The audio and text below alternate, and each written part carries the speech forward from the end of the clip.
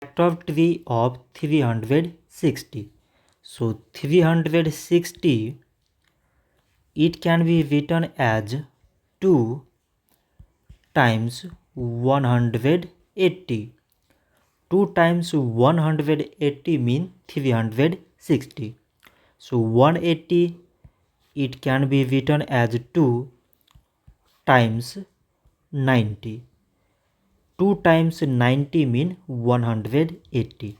So now 90, it can be written as 2 times 45. 2 times 45 mean 90. 45, it can be written as 3 times 15.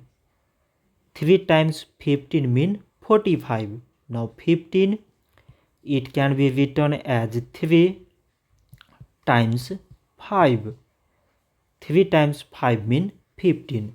So now we select prime numbers in all these numbers.